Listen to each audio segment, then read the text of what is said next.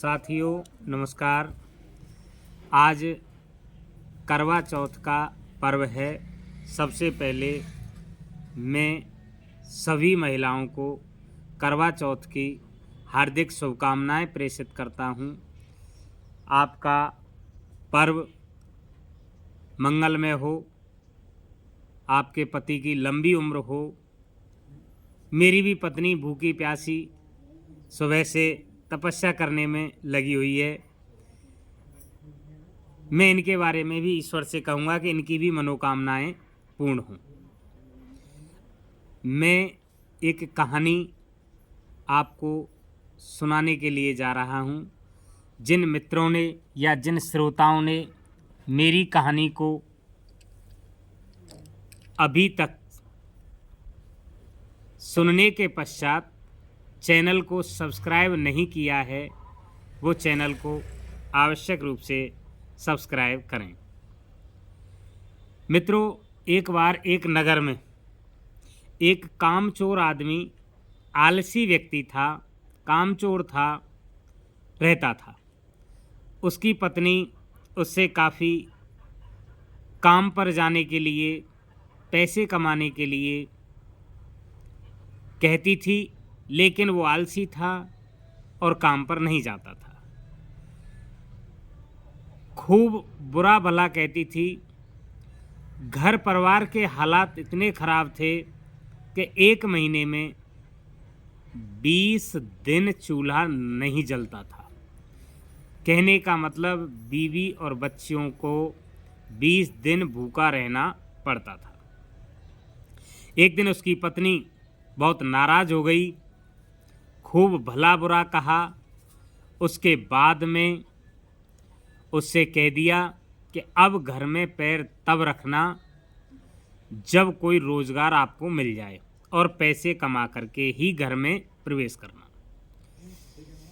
बेचारा अपना सा मुंह लेकर के, इन पत्नियों से वैसे कोई जीत नहीं सकता है, अपना सा मुंह लेकर के बेचारा चलने लगा। तो पत्नी ने, वैसे पत्नियां परेशान भी खूब करती हैं और प्यार भी बहुत करती हैं, उसको भूखा नहीं जाने दिया। 4 रोटियां, अपने हिस्से की भी रोटी अपने पति को बांध करके और एक कपड़े में लपेट करके दे दी, और वो उस पोटली को लेकर के मजदूरी की तलाश में काम के लिए चल दिया। मित्रों, हुआ ये कि जैसे ही वो काफ़ी दूर पहुंच गया, सुबह का चला था, थका हारा चलता रहा। एक साहूकार के यहाँ पर, जो पड़ोसी गांव का साहूकार था, उसके यहाँ पर पहुंचा। साहूकार को उसके बारे में पता था। साहूकार के जो नौकर थे, उन्होंने उसको घर की ड्योढ़ी पर भी नहीं चढ़ने दिया। ड्योढ़ी मतलब देरी बोलते हैं। घर की देरी पर भी उसको चढ़ने नहीं दिया। मित्रों, घर पर चढ़ने ही नहीं दिया। इतना ही नहीं, बल्कि उसको भला बुरा भी कहा कि आप कुछ काम करते धरते तो है नहीं, और यहाँ मजदूरी की तलाश में फिर आ गए। हमारे पास आपके लिए कोई काम नहीं। बेचारा वहाँ से भी निकला, फिर चला, गांव भूखा प्यासा, डोर टू डोर, एक दरवाजे से दूसरे दरवाजे तक काम की तलाश में भूखा प्यासा फिरता रहा। कहीं कोई काम नहीं मिला। शाम का वक्त था, सूर्य अस्त होने ही वाला था कि उसको थक भी गया और भूख भी लगी। लेकिन उसको याद आया कि मेरी पत्नी ने मुझे 4 रोटियां पोटली में बांध के रखी हैं, कहीं बैठते हैं। तो वो एक पेड़ की छांव के नीचे बैठ गया। सोचने लगा कि इन 4 रोटियों को आज खा लूँगा तो कल क्या खाऊंगा। मित्रों, इस बात को बार बार ध्यान में रख करके उसने पोटली नहीं खोली। अब वो किसी से सलाह ले कि हमें क्या करना है, क्या नहीं करना है। इसका इंतज़ार करे कि कोई मुझे मिल जाए कि मुझे ऐसी स्थिति में क्या करना है, रोटी खानी है या नहीं खानी है, काम मिलेगा या नहीं मिलेगा। किसी से विचार विमर्श के लिए उसे कोई नहीं मिला।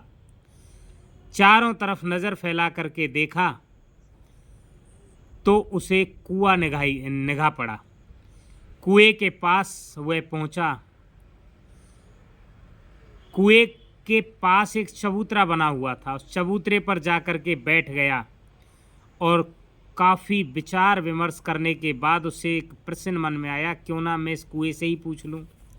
तो हाथ जोड़ करके उस कुएं से पूछा। कुएं में उसने दिमाग में ये आया कि इस कुएं में जल देवता रहते हैं। तो कुएं के देवता से उसने पूछा कि भगवान मुझे ये बताइए कि मुझे काम कब तक मिले ये कोई ज़रूरी नहीं है, लेकिन मुझे बहुत तेज़ भूख लग रही है।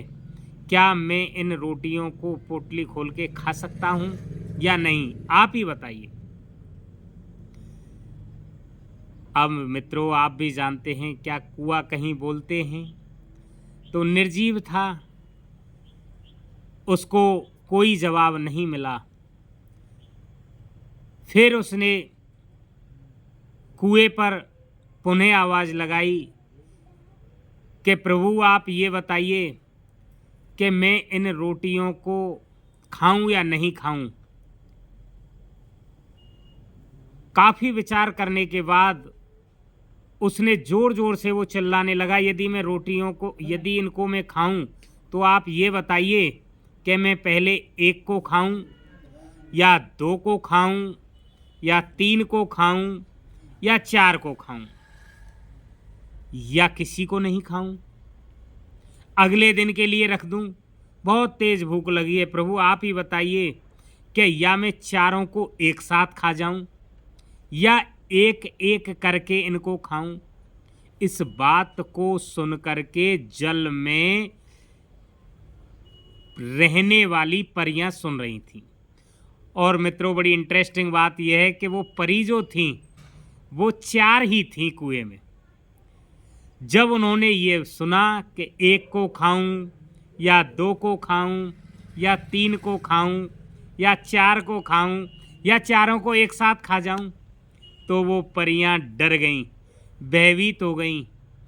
उन्होंने कहा कि निश्चित रूप से कोई दानव आ गया है जो एक साथ चारों को खाने के लिए कह रहा है। बेचारी डर के मारे परियों ने विचार लगाया। उनके दिमाग में एक उत्तर आया कि क्यों ना हम चारों मिलकर के इस राक्षस से, इस दानव राज से विनती करें, प्रार्थना करें कि आप हमें मत खाइए। मित्रों, ऐसा ही हुआ। वो हिम्मत जुटा करके चारों ऊपर आईं और चारों आकर के हाथ जोड़ करके कि हे दानवराज, आप बहुत बलशाली हैं, आपके लिए भोजन कहीं भी मिल जाएगा, आप हमें मत खाइए, आप हमें मत खाइए, और उसके बदले में हम आपको एक बहुत अच्छी चीज़ देंगे जो आपके जीवन भर काम आएगी। आप उससे जो इच्छा करोगे वही वो चीज़ आपको देगी। तो परियों ने मिलकर के एक कठपुतला और एक कटोरा उस आलसी और कामचोर व्यक्ति को दे दिया और कहा कि आप इस कठपुतले से जो भी मांगेंगे वो ये ला करके देगा, आपकी जो इच्छा होगी वो ला करके देगा, और इस कटोरे से जब आप जो खाने की चीज़ मांगेंगे वो खाने की चीज़ ये कटोरा ला करके देगा।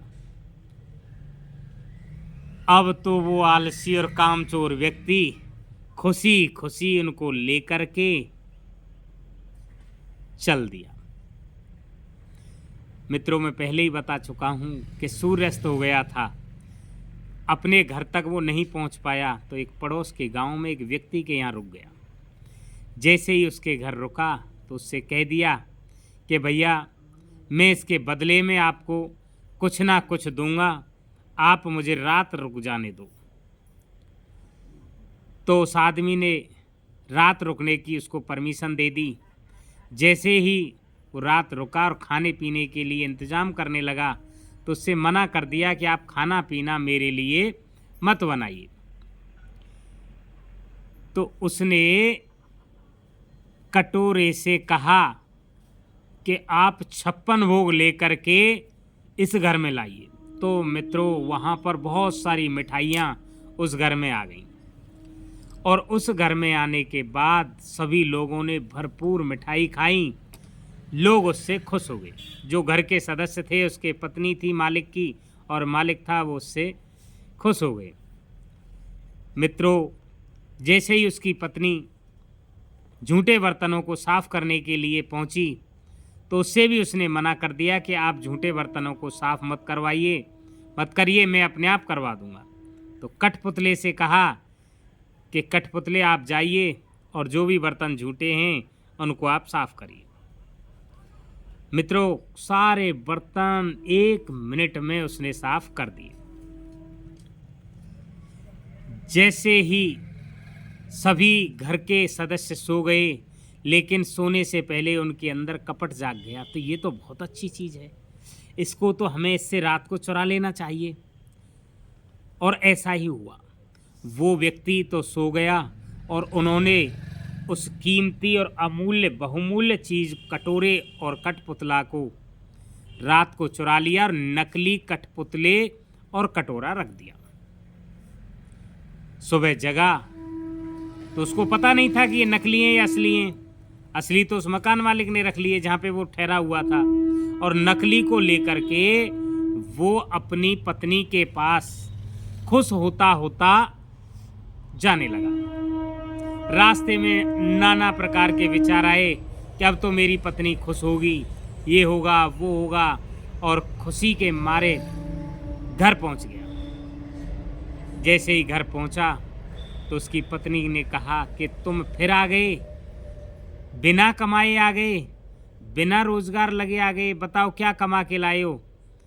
तो बोले, कहा मैं आपके लिए एक बहुत अच्छी चीज़ लेके आया हूँ, आप उसको देख करके खुश हो जाएंगी। अब हमें कहीं भी जाने की ज़रूरत नहीं है, आपको जो इच्छा हो वो इससे मांगेंगे। मान कि मैं आपकी बात पर इस तरह विश्वास करने वाली नहीं हूँ, आप मुझे बताइए प्रयोग करके। तो उसने प्रयोग किया, लेकिन मित्रों वो तो नकली थे। वो तो कैसे थे? नकली थे। उन्होंने प्रयोग करने के लिए जैसे ही उससे कहा कि आप मुझे खाना लाइए, तो कोई खाना नहीं आया। सामग्री लाने के लिए कहा तो वो सामग्री भी नहीं आई, क्योंकि वो तो मित्रों नकली थे। अब बताइए ऐसी स्थिति में पत्नी क्या करती? जो सभी पत्नियां करती हैं वही उसने किया कि अब तुम मेरे घर से दोबारा जाओ, मैंने पहले ही कह दिया। अच्छा, जिद्दी बहुत होती हैं पत्नियां जिद्दी बहुत होती हैं। तो समय और निकला और फिर उसको डांट डपट करके पुनः भगा दिया। बड़ा मायूस सा चेहरा लेकर के और वो पुनः रोता बिलखता चल दिया और उसी कुएं पर जा पहुंचा,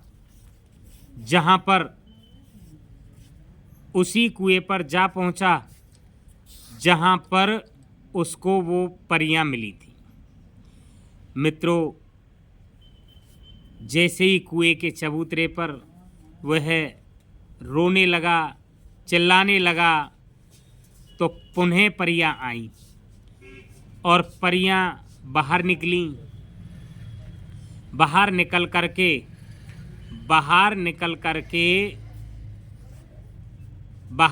करके उन्होंने उस व्यक्ति से पूछा कि दानवराज, आप बताइए आप पुनः क्यों रो रहे हो। तो उसने पूरी बात उसको समझा दी, उन परियों को समझा दी। परियों ने जवाब दिया कि हम तो आपको दानवराज समझ रहे थे, बहुत बड़ा राक्षस समझ रहे थे, पर आप तो भोले भाले आदमी हैं। अब आप घबराइए मत, हम आपकी मदद करेंगे। तो अगले टर्न पर उन्होंने फिर 2 चीज़ें दी परियों ने कि अब हम 2 चीज़ें पुनः दे रहे हैं और इनका उपयोग उस मकान के मालिक के पास करना जिन्होंने आपके कठपुतला और कटोरा लिए हैं। मित्रों, एक रस्सी दी और एक डंडा दिया और बोला कि जब उनको मकान मालिक पर प्रयोग करना, वो आपको अपने ओरिजिनल सामान को दे देंगे। वहीं गया, मकान मालिक के पास पहुंचा जहां वो उस दिन ठहरा हुआ था। मित्रों, वो लोभी था मकान मालिक, तो उसने जैसे ही जाकर के कहा कि मैंने आपको 2 चीज़ें उस दिन दी, आज मैं पुनः आपको फिर 2 चीज़ें नई दूंगी जो आपके जीवन भर काम आएंगी। लोभवश उन्होंने उसको घर में प्रवेश कराया और उस व्यक्ति ने, जिसको रस्सी और डंडा मिले थे, उनका उपयोग करना प्रारंभ कर दिया। दोनों पति पत्नियों को रस्सी से बांध दिया और डंडे से उनको पिटवाना प्रारंभ किया। खूब बंधे रहे, खूब पिटे, लेकिन फिर उन्होंने कहा कि भैया हम आपके कटोरा को और उसको वापस कर देंगे, अब आप हमें छोड़ दीजिए। ऐसा ही हुआ, वो उसको भी यही चाहत थी कि कटोरा और कठपुतला उनको मिल गया और उन्होंने माफ़ी मांग ली, ले करके अब पुनः खुशी खुशी वो अपनी पत्नी के पास पहुंच गया। मित्रों, फिर वही विचार करता गया और करते करते अपने घर पहुंच गया, खुशी के मारे कि अब तो ये ओरिजिनल कटोरा मुझे मिल गया है, कठपुतला भी मिल गया है, अब तो मेरी पत्नी खुश हो ही जाएगी। जैसे ही उसके पास पहुंचा तो मित्रों, पत्नी ने उसको घर घुसने ही नहीं दिया कि ये आदमी फिर आ गया, क्योंकि पत्नी को तो क्या चाहिए थे, रुपए चाहिए थे। उसकी इच्छाओं की पूर्ति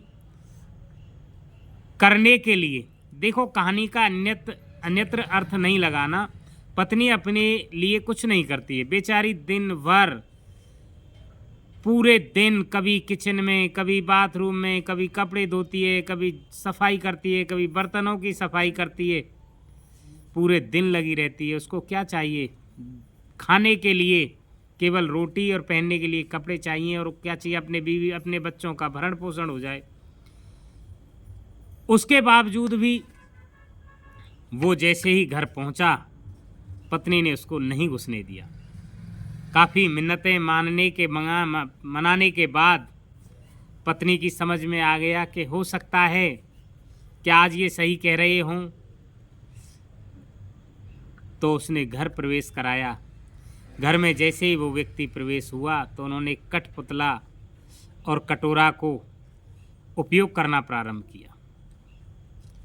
जैसे ही उसने उपयोग किया तो बहुत सारी मिठाइयाँ आ गईं, कटोरा में भर भर के मिठाइयाँ आने लगीं, बहुत सारी मिठाइयाँ आती गईं। पत्नी एकदम खुश हो गई। उसके बाद में उसने कठपुतले का प्रयोग किया और कठपुतले से घर में, वो बेचारा गरीब तो था ही क्योंकि काम पर नहीं जाता था।